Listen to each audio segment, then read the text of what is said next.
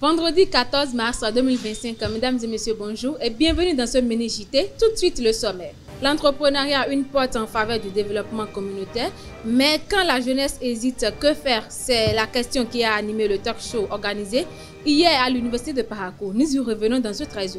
En République démocratique du Congo, 5 généraux de l'armée et de la police sont jugés à partir de ce jeudi à Kinshasa pour fuite face aux rebelles du M23. Les détails à suivre. En sport, le monde du handball béninois en deuil après le décès de Serge Kakpo, acteur majeur du développement de la discipline. Les précisions dans un instant.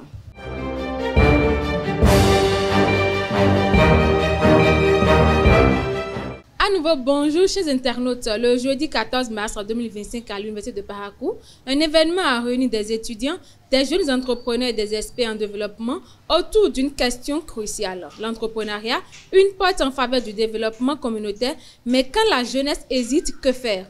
Animé par le coach Yannick Ochoumare, ce talk show a reçu le docteur Hugues Elegbe, expert en entrepreneuriat et développement personnel, et a permis de réfléchir sur les défis et les solutions pour encourager l'entrepreneuriat chez les jeunes. Retour sur l'événement avec Elvi Kungbeto. L'université de Parakou a été le théâtre d'un événement marquant, un talk show sur l'entrepreneuriat et son rôle crucial dans le développement communautaire. Une séance qui a rassemblé des experts et des jeunes entrepreneurs autour d'un thème essentiel pour surmonter les défis liés à l'entrepreneuriat. Le thème entrepreneuriat a été choisi spécifiquement pour répondre à un besoin. Aujourd'hui, nos gouvernants se battent au quotidien pour mettre en place des conditions favorables à l'entrepreneuriat des jeunes aujourd'hui à travers divers projets, divers programmes et divers accompagnements. Mais on se rend compte que les jeunes sont sous-informés. Au-delà du fait qu'il faut être formé pour réellement réussir, pour devenir un entrepreneur à succès, les jeunes sont sous-informés. Le docteur Hugues Elegbe, expert en entrepreneuriat et développement personnel, a animé cette session en partageant son expertise et en abordant les obstacles que rencontrent les jeunes dans leur parcours entrepreneurial. Il a également présenté des solutions concrètes pour encourager l'engagement de la jeunesse dans des initiatives porteuses de changement pour la communauté. Ça a permis aux étudiants d'avoir une idée, de savoir, de comprendre qu'ils peuvent foncer, ils peuvent avoir l'initiative d'entreprendre et d'évoluer. Et qu'aujourd'hui, ils ont compris que quel que soit le type de formation, alors il y a possibilité d'entreprendre, il y a possibilité d'arriver à travers l'entrepreneuriat. Nous pouvons donner des conseils aux jeunes en disant aujourd'hui que l'hésitation n'est plus autorisée. L'hésitation n'est plus autorisée, l'hésitation n'est plus à l'heure. Il faut avoir l'audace de foncer et que l'échec, c'est aussi une leçon pour pouvoir réussir. Cet événement a permis des échanges riches entre les participants qui ont pu partager leurs expériences, leurs défis et leurs idées pour promouvoir un entrepreneuriat durable et inclusif. Moi, j'ai retenu beaucoup sur la question de la stratégie d'un entrepreneur et également sur la motivation psychologique qu'on devrait avoir personnellement pour la visibilité, la pérennité, l'évolution de nos projets. J'invite des camarades, des collègues à oser, parce que entreprendre, c'est oser, jeter et voir ce que ça va donner.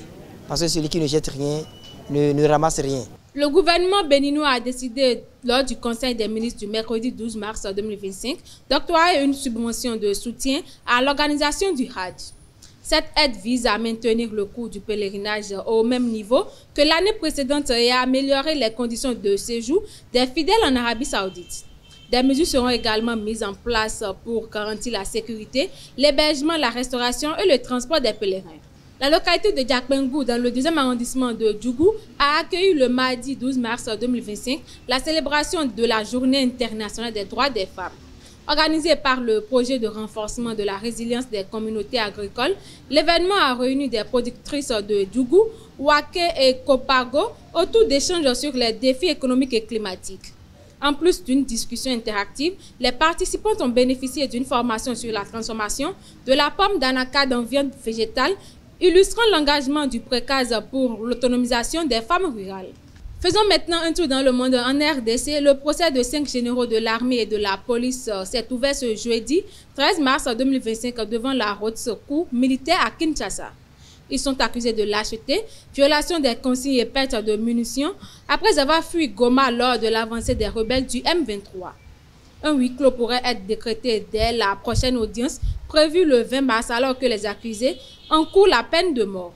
L'Union européenne et l'Afrique du Sud ont tenu leur 8e sommet ce jeudi 13 mars 2025 au Cap, marquant un renforcement de leur partenariat stratégique signé en 2007. Un plan d'investissement de 4,7 milliards d'euros a été annoncé pour la transition énergétique, les infrastructures et l'industrie pharmaceutique. Les deux parties ont également abordé les tensions géopolitiques et appelé à la paix en Ukraine, au Proche-Orient et en RDC.